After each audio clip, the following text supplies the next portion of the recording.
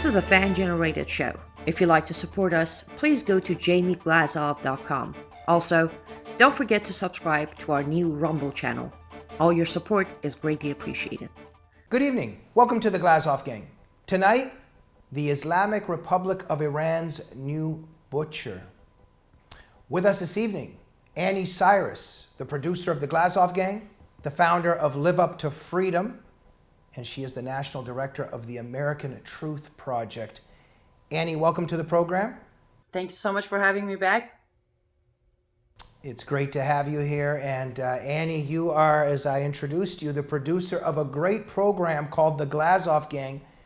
And I just wanted to thank you for everything you've done for this show, making it possible, and for the great show that it's become.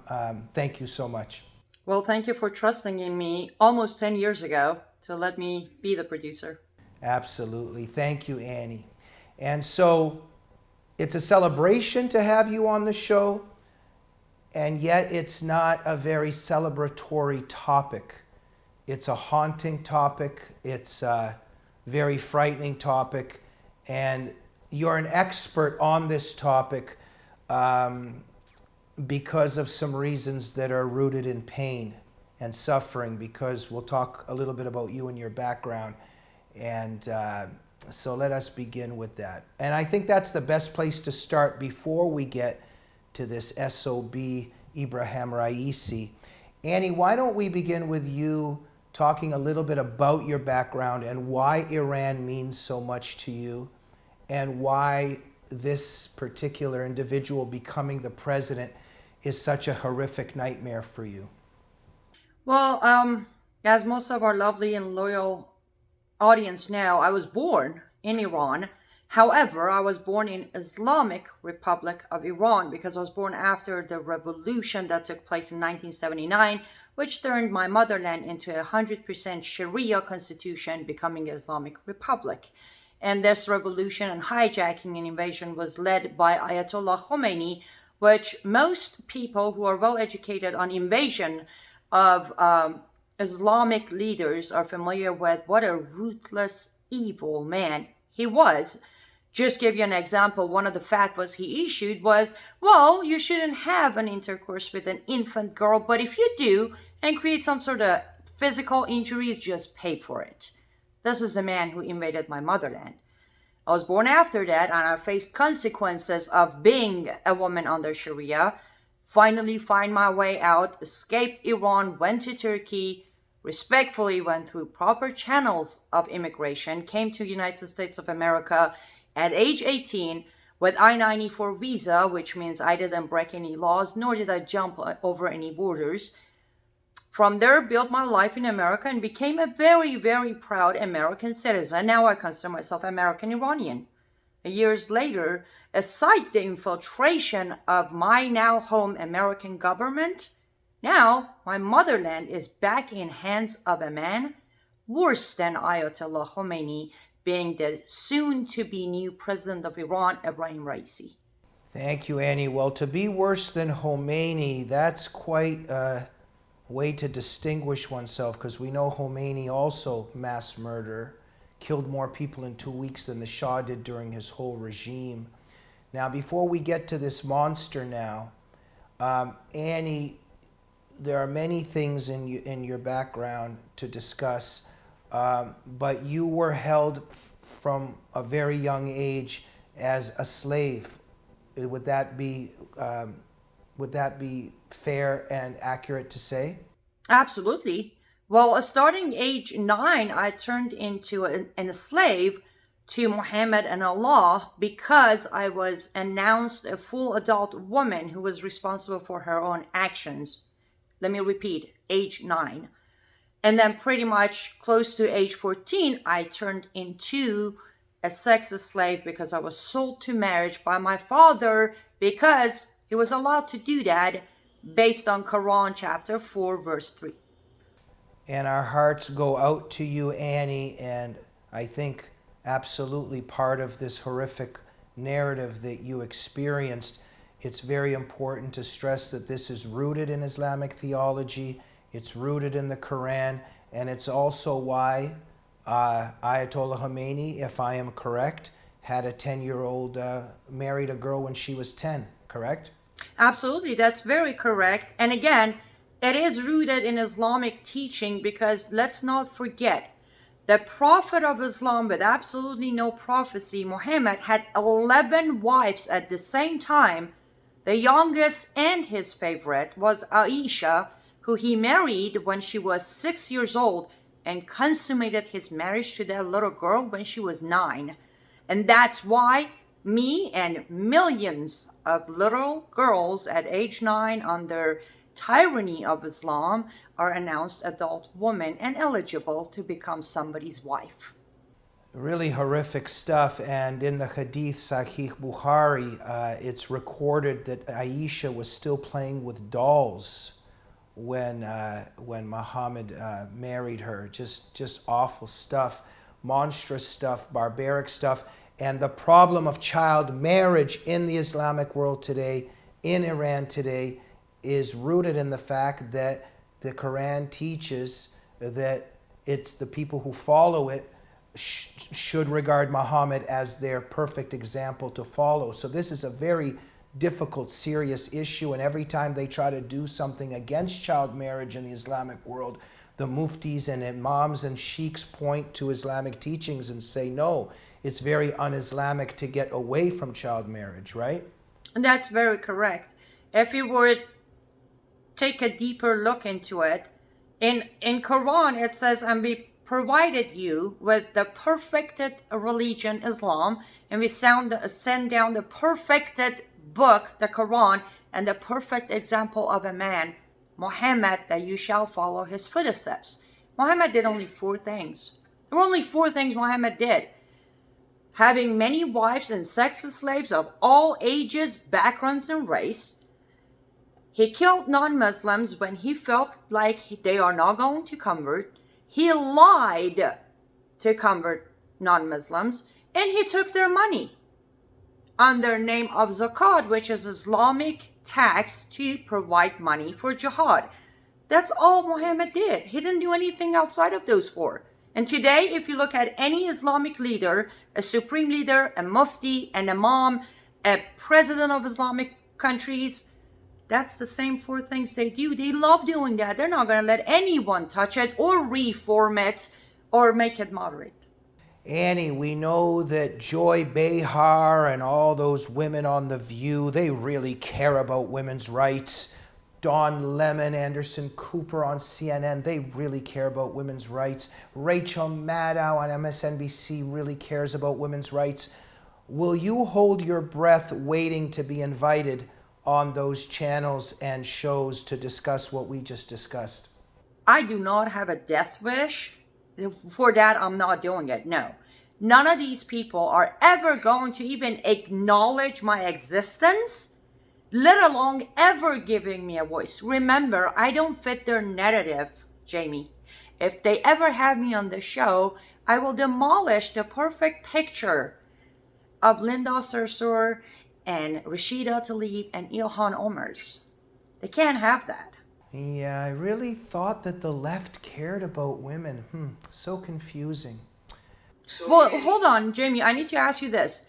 Are we talking about women as women?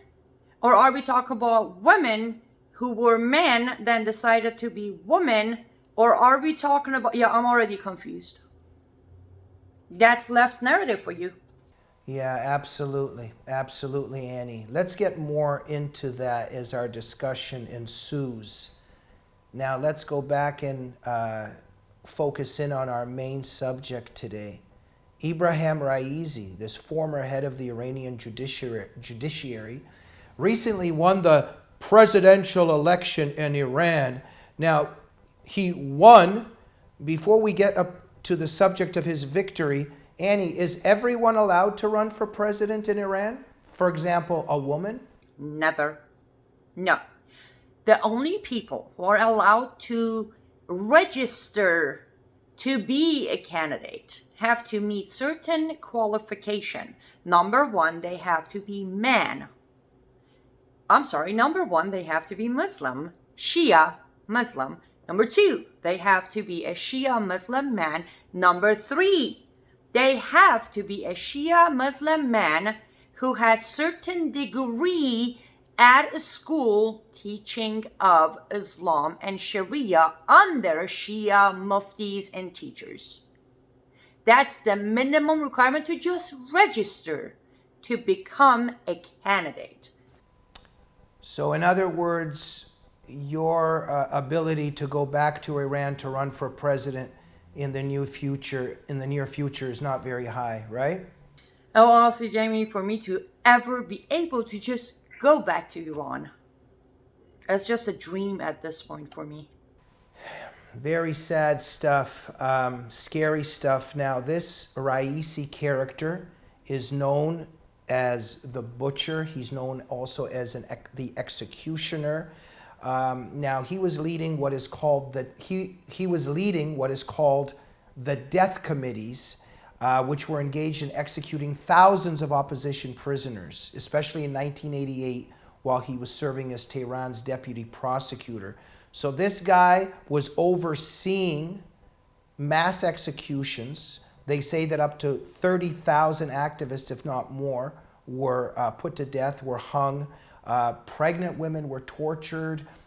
Kids were killed and tortured. He oversaw all of this personally, often in the same chamber. Tell us about this monster. You're very correct. Yes. Raisi has blood of minimum 45,000 innocent Iranians on his hands from the moment he started his career. And yes, we refer to it as career because he has built one of the most monstrous career of a killer. From the day he started until today, he was handpicked to be one of the 4 judges on that panel you referred to as in late 80s to pick those who shall be executed. Please remember, this wasn't a panel about are we killing them or not. No, this was a panel of who are we killing. That was the panel. Majority of those people who were killed on that panel and during that time were members of MEK, which is Mujahideen of Khalq in Farsi. Those were the opposition of the regime at the beginning. But between those also political activists who wouldn't bow into Islamic constitution, all of those people ended up being execution, approved and signed off by Raisi. Also, when the 2009 Green Movement was happening in Iran, remember the one that Obama turned his face from people of Iran and told them to go home before more of them are dead? That Green Movement. Raisi was also involved in few of the fatwas or judgments that came out to tell the Iranian morale police or Sharia police to go on the streets and start to shoot to kill everyone who's on the street wearing green or is part of the Green Movement. He also had hands on that. This is just heart-wrenching. The research that I was doing, just nightmarish, brought back my own memories of my ongoing research and the research I've done throughout my whole life on just the monstrosities that occurred under Stalin and the Soviet regime in general, the Chinese Communist Cultural Revolution, of course, the Nazi killing fields. This is just horrifying. This Raisi character, he ordered pregnant women tortured. There was one particular woman that survived all this that said that Raisi was directly connected to all this. He also ordered and oversaw the torture of her child. We know that he has been responsible for the death sentences imposed on minors. So he's a child killer. One very horrifying case includes a 14-year-old boy. So this is also a torturer and killer of pregnant women and of children, right? Absolutely. But let's just put 2 things here as well, Jamie. Number 1, remember again, under Sharia, As a 9-year-old girl, you are an adult woman. Automatically, under the justice system, past age 9, you will face consequences as an adult. Therefore, for Raisi, he's not doing anything wrong. If he ordered the torture and rape of a 12-year-old girl, then execution, he didn't do anything wrong. He ordered a rape and killing of an adult woman because Muhammad said so.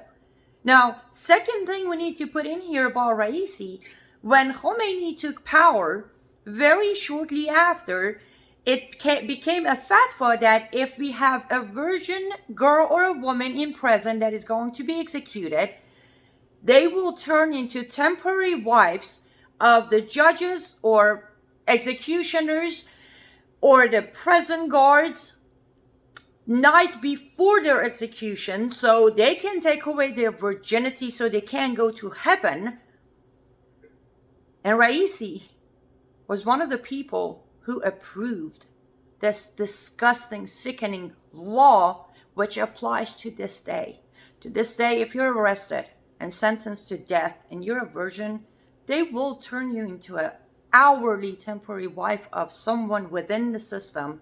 They will rape you at night, hang you in the morning, then go to your parents and give them money for your marriage money. Wonder when Rashida Tlaib and Ilhan Omar will stand up for these women suffering so terribly in Iran and stand up for the memory of those who have suffered what you just described. Annie, so the senior Iranian official Majid Tafreshi, if I pronounced the name correctly, he's a member of the Iranian regime's High Council for Human Rights. He stated recently, because some international bodies are attacking and or criticizing this particular child murder going on in Iran, but he said that the execution of underage children is not, quote, a symbol of violation of human rights. So child murder is entrenched in this system, and Raisi has overseen this and continues to be the overseer of it, right? And as I just said, they don't consider these children underage children. Their prophet, their Allah told them they're not underage. They don't care for our human rights. Remember, no matter what, you follow the law of the land until it goes against what Muhammad said and what Allah said. Then Islamic supremacy comes to picture. Sharia is superior to any other law. Therefore, human rights are what Sharia applies to, nothing else. Okay, thank you, Annie. And every time I can't help from saying horrific stuff. So let's continue about how horrifying this gets. It's already horrifying. Now let's get to the next horrifying topic. You've got a mass murderer, mass executioner, sadistic butcher, torture of pregnant women, murderer of children. I wonder what he would do with nuclear weapons in his hands. I mean, he's got such a conscience, such a nice guy. Surely he wouldn't use nuclear weapons on the infidels, or would he? And before we get to that, so at least with Trump recognized the evil of the Iranian regime, got the U.S. out of that awful deal, the nuclear deal, imposed more pressure, imposed more sanctions, etc. But now with Biden coming in, looks like the U.S. is loosening up again, getting back into this deal, giving the green light for nuclear weapons development, giving more money, more or less embracing this monster. Am I correct? You are 100% correct. But here's the fun part for me. If President Trump was in office, he would absolutely identify all of this. But here's something he did, kind of like he could see into the future. He already put sanctions on Raisi himself as an individual. As of this moment, as we're talking, Ebrahim Raisi is under sanctions by United States of America for committing war crimes and acts violating human rights. It's like President Trump knew what's coming, doesn't it? So just a second then.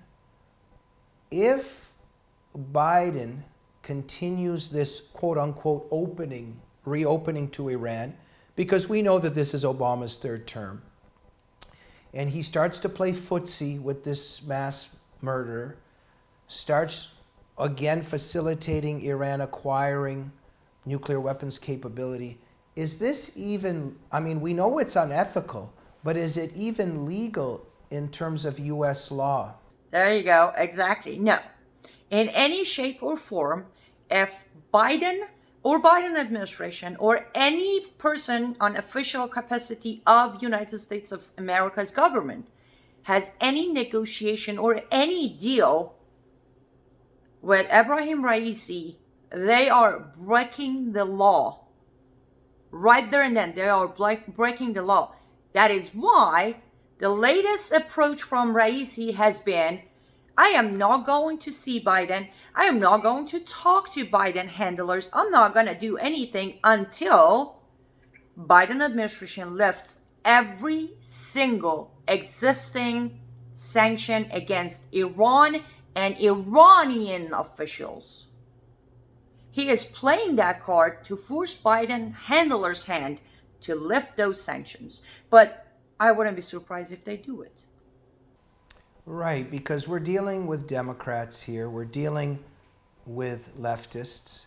And look, we go back in time. It's very, look, I think a very strong argument could be made for the fact that the Shah might not have even fallen, and the Iranian Islamic Revolution would not have even succeeded if Jimmy Carter did not pull the rug from under the feet of the Shah. Jimmy Carter, a Democrat, a leftist, betrayed the Shah.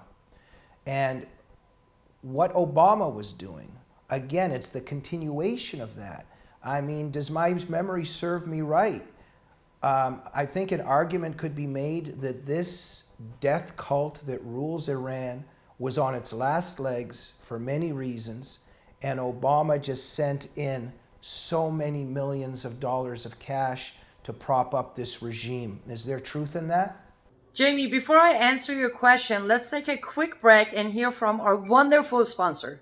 Go to mypillow.com and use code GG21 to get incredible and amazing discounts. Or just call 1-800-854-0673. That's right. MyPillow.com is waiting for you.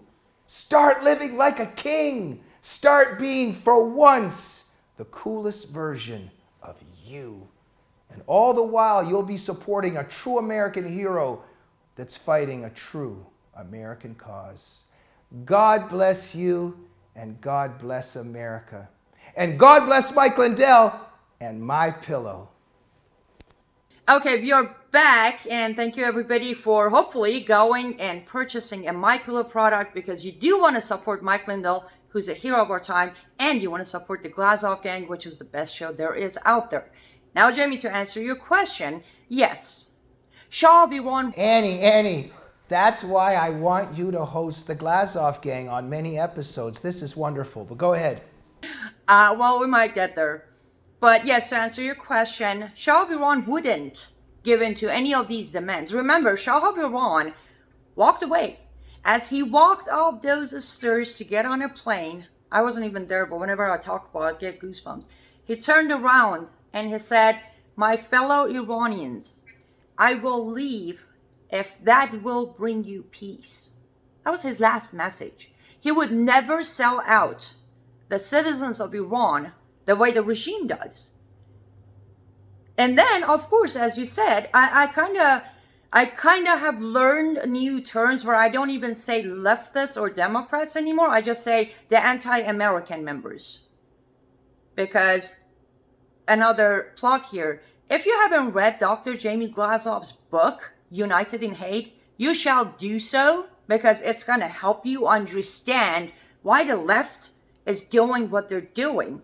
But as you said it, Jamie, the unholy alliance. All they want to do is burn down America. Of course, they're going to go give billions to the Iranian regime and the mullahs because they kill two birds with one stone. They will give money to Palestinians to kill Jews in Israel. And then they come in here and lobby for Islamic regime of Iran. Perfect, two birds killed with one stone. And so now this is continuing with Biden. And what are your thoughts on if Biden continues this leftist, anti-American, Obama, Jimmy Carter whole tradition of playing footsies and reinitiating a romance with the mullahs and with Raisi in charge? Jamie, to be honest, I don't think it's an if. It will happen. Him, his administration, and his handlers, or his puppeteers, better term, will go for it. It's a matter of when, not if. However, I strongly believe we the people, my fellow Americans, are at a point where not only they know what's happening, but they are willing to stop it from happening. It does need a miracle. We all need to keep praying for better days, but we cannot wait much longer until they have finished the deal. But I have no doubt, there is no if. They will go for it. It's a matter of when. And are we going to stand up before they finish the deal? Right. Very dire, just dire circumstances. And just how nightmarish that in this frightening world we have somebody like Biden and Kamala Harris leading the United States. It's some kind of surreal, absurd, just horrific comedy, if not nightmare, slashed together, blurred together. There's a message here, Annie, I think that's also being sent to the Iranian people, to the world, and to America. Now, Raisi's election, let's just call it Raisi's appointment. He's obviously been appointed from people behind the scenes by the mullahs. And I think that this is a message because they could have put in somebody softer, etc., but they put in a mass executioner. This is a message to the Iranian people that there will be zero tolerance for dissent, and we will detain you and torture you and we will kill you. And this is a message to the rest of the world that we're coming for you and we're going to export jihad and terror like we've always done, and we're going to intensify it. Is that the message? Absolutely. You're correct. Raisi was handpicked and appointed by Supreme Leader of Islamic Republic of Iran, Khamenei. Let me tell you why. The very first message all Iranians, including myself, read was, he just announced who is going to replace him. Keep in mind, Raisi is the very first president who does have all the requirements to take the place of the supreme leader of Iran. That was the message for all the people inside. And yes, the message for all the people outside was, this, not only this regime isn't going anywhere, we have the new supreme leader in training. And this supreme leader, as I said, it's worse than Khomeini. He is terrifyingly scary. Because so far, with the moderate, nice, smiley face of Rouhani, look how far they've gone. Imagine when they have the butcher of Tehran and the executioner judge sitting in that seat. They have all the power. Absolutely, Annie. So scary. And the world is, the majority, I think, or a very large number, I think, of people in the West, very naive, have been indoctrinated by the left. And I think a lot of people just don't get it. We have this new regime headed by brutal hangmen. So Raisi, this is a guy that literally takes a person, wraps a rope around their neck, and hangs them. And they enjoy, the mullahs enjoy doing this. This is what they've been doing. They like doing this. So they like killing thousands and tens of thousands of people, but perhaps that's not enough for them. We know that they're cheating on enriched uranium. So I think a realistic approach to this is acknowledging that killing thousands is not enough. They want to kill millions, and they want to use a nuclear weapon. And a lot of people would say, Jamie, don't talk like that. That's very pessimistic. It's fear-mongering, etc., etc. But I think it's true. These are mass murders, and it's not enough for them to torture and kill their own people. And of course, we know they're killing people internationally and abroad. But I'm saying they want to start doing this in large numbers with a nuclear weapon. Well, for anyone who thinks you shouldn't talk this way, I would like to remind them, in 1979, when Ayatollah Khomeini arrived in Iran, they drove him to the cemetery of Tehran. They put a chair down. He sat there and he gave his very first public speech to the nation. And he started this way. And let the plan begin. We will take down the great Satan, being America, and we will wipe Israel off the map. Crowd goes wild. Why do you think they need the weapon? Not only their creator of the nation and regime, Khomeini, said so, but then Muhammad also said, the last day will arrive when the stones will talk and say, hey, Muslim, there's a Jew behind me. Come and kill it. They need to wipe Israel off the map. Unless somebody, somewhere, wakes up and says, hey, why don't we start putting some support behind Israel to end all of these Islamic jihad within the Middle East? No, I'm not holding my breath for that one either. Absolutely. Thank you, Annie. So look, in terms of that, Iran has been working for a long time towards this accomplishment of having a nuclear weapon. Some say they already have the capability. We know that they've been cheating on enriching uranium.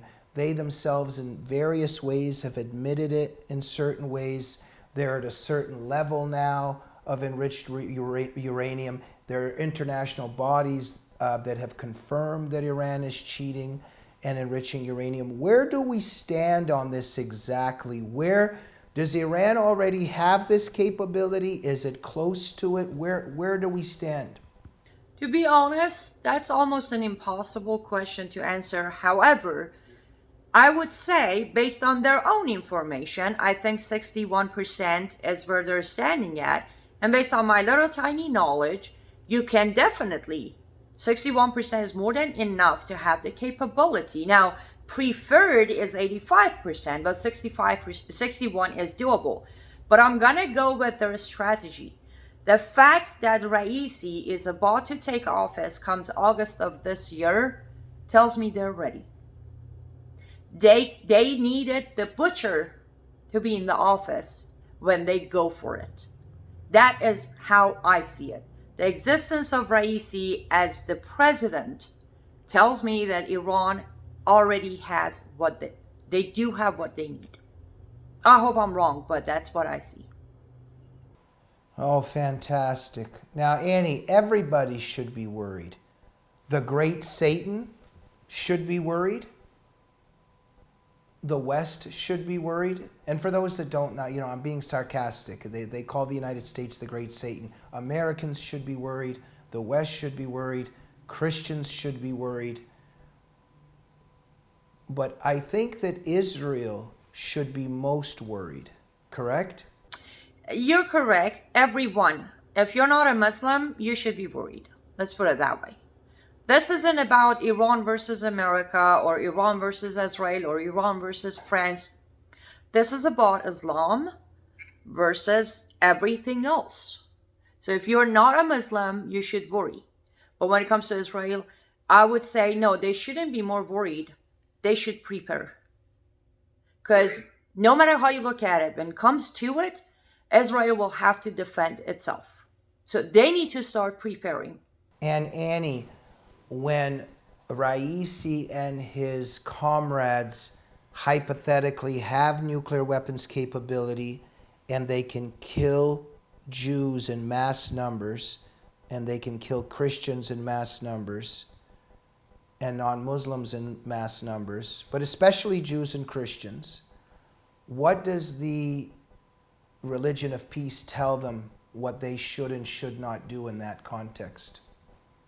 Oh, their Quran tells them to push the button, wipe it off the map.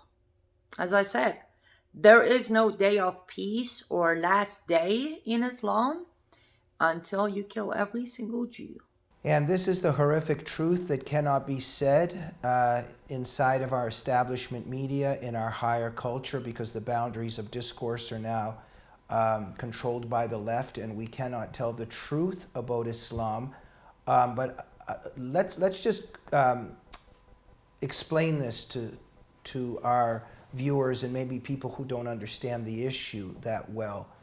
We are not saying that all Muslims believe this, quote unquote Muslims believe this. We are not saying that all people stuck under Islam believe this. There are many people, there are many quote unquote Muslims who are peace loving, who do not want to engage in this kind of jihad in terms of this violence. But there's a difference between people and an idea. This is Islam, and this is the belief system of those who devoutly follow those ideas. There are people who maybe are called Muslims or see themselves as Muslims, but they're not devout Muslims and do not follow that particular teaching, but it is the teaching. Would that be a good way of saying it? Absolutely. Or my way of saying it is, number one victims of Islam are Muslims themselves. As an ex-Muslim former child bride, I have the right to say I was a victim of Islam. Back then you would look at me and see a Muslim girl, but I was a victim myself. Number one victims of Islam are Muslims themselves in many different ways, including those who believe and blow themselves up. They cut their lovely life short to go meet virgins. I think that's being a victim. Annie, before we go, let's wrap up now in terms of this very frightening, scary issue. The Islamic Republic of Iran now has a new butcher in the lead. He gets power and will attain power in August. What do you want to leave our viewers with today? What is the most important thing to think about when walking away from this? And can you offer some hope in the terms of, yes, it's very important to pray. It's very important to have hope.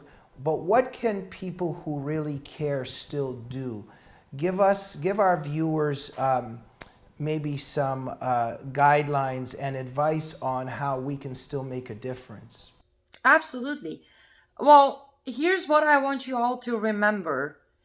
As of right now, as you are watching this or listening to this, you are still a proud American who can rely on a constitution that I consider the most brilliant document ever written in human history. So remember that. You still have rights that are yours, and all you need to do is understand them and practice them. That is the good news as of today. Yes, keep on praying, hold your head up. We're still here and we're still alive and we're still free. And we still have options. Thankfully, there are programs such as Glazov Gang to inform you. There are organizations such as, David Horowitz Freedom Center, Front Page Magazine, and Jihad Watch. They are informing you. That is the biggest blessing we could have, that this is all happening during the time that technology exists. So pay attention, get educated. That is what I would say. 2 things you can do as a solution. Number 1, get educated every day. Listen to what you can to learn about the enemy, because there's no way you can fight an enemy. Forget about winning. Just fighting an enemy that you're not familiar with is impossible. It's very risky. So get educated. Number 2, Pick up the phone and call your representatives regardless of who they are. Democrat, Republican, they're good, they're not good. Voice your concern when it comes to Iran deal. Because remember, your representatives can make a difference when it comes to negotiating with a man who's under sanctions. So pick up the phone, call your representatives, and let them know that you expect them to do their jobs because you pay their salary, and their job is to do whatever it takes to stop any further negotiation with the Islamic Republic of Iran. Annie, thank you so much. And now before we go, just a little bit of focus on you personally. You're doing so much. Number one, of course, this very vital and crucial, just urgent truth-telling about issues like this. And you're doing a lot too. Tell us a little bit about what you're up to lately. You're the founder, of course, of your own site, Live Up to Freedom. You're the national director of American Truth Project. You also have this fascinating new radio show. Tell us a little bit about what you're up to. Of course, yes, I do have liveuptofreedom.com, which is the website that I normally just concentrate on teaching of Islam. I'm also the national director of American Truth Project, which is a nonprofit organization fighting on 5 very key issues, including homegrown terror, Israel and U.S. relation, BDS and anti-Semitism in America, Middle East policies. So our website is americantruthproject.org. There's a fast and easy way to connect with us and get all of our updates, which is inside America, send a text message to number 88202 and type in my name, ANNI, and send it to that number. You get free information twice or 3 times a week. Within American Truth Project, we have a radio station on Blog Talk Radio that I host a show every Monday at 5 p.m. Eastern Time. Actually, this coming week, I have the honor to have Bridget Gabriel as my special guest on the radio, where we will talk about the infiltration of our government by Muslim Brotherhood. Oh, and of course, go to Rumble, look up Glazov Gang, subscribe, and then send that link to all of your family, friends, put it on social media, tell everybody to subscribe and watch Glazov Gang. I really liked your description of everything you're doing, but I like that last part the best and the most. Annie, you forgot to mention just this incredible store that's opened on the Etsy channel, because I just have these amazing, beautiful paintings now. I have wonderful artifacts. Tell us a little bit about this incredible store that's opened up. Well, thank you, Jamie. I kind of didn't forget, but I'm trying not to talk about it much because I'm a little shy. But yes, I have recently started doing some of my artwork, which includes a lot of paintings, acrylic paintings. I do a lot of resin art, which are in different formats. It's basically non-breakable, but it looks like a glass. I do vases. I do all sort of art that I can. And I do put them on Etsy. It is a source of income for me. So if you'd like to support Annie Cyrus by herself outside of all attachments, you can go to etsy.com, look up my store, which is LUTF Studio. And then if you see something you like of my artwork, you can purchase it there. So Annie, among all these other incredible things, you're also an artist. I was told not to call myself an artist. But yes, I would like to think I'm an artist. I'll be honest with you, I never knew I have it in me until recently, a couple of months ago, when I was struggling with a very bad, long episode of PTSD, and amazingly started doing acrylic painting, and it just snapped me out of it. And to this day, I just do it every day. It's kind of like a therapy for me, and a healing process to where it just takes my mind off of the half a person, a slave who needs a man to tell her what to do, into this creative person who can choose good colors and create something out of it. Well, as someone that has a few of your beautiful paintings, I have to say that I think you are an artist, and a very talented one at that. Thank you, Annie. I appreciate that, Jamie. Thank you. So Annie Cyrus, what an honor to have had you here.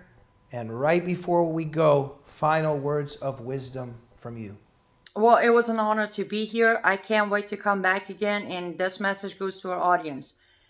Myself, I know Anni Cyrus, former child bride, ex-Muslim saved by United States of America, and Jamie Glazov, Dr. Jamie Glazov, one of my personal heroes. He is my mentor, who also understands what tyranny means.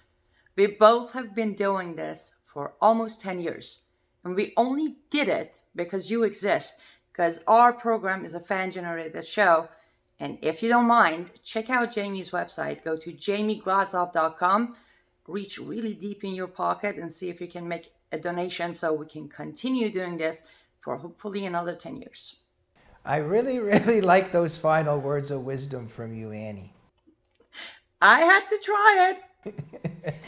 Annie, thank you for everything you do. Thank you for everything you have done and do and will continue to do for this show. Thank you for everything you do for America, for freedom, and for fighting against tyranny in the world. Absolutely. Thank you, Jamie. Thank you. And thank you so much for joining the Glazov Gang this evening. As was mentioned throughout the show, please remember we've had enough of YouTube censorship. We're at Rumble now. Look up the Glazov Gang on Rumble and subscribe to us there. We'll see you soon. Good night. Go to mypillow.com and use code GG21 to get incredible and amazing discounts. Or just call 1-800-854-0673. That's right. MyPillow.com is waiting for you. Start living like a king. Start being, for once, the coolest version of you. And all the while, you'll be supporting a true American hero that's fighting a true American cause. God bless you, and God bless America. And God bless Mike Lindell and My Pillow.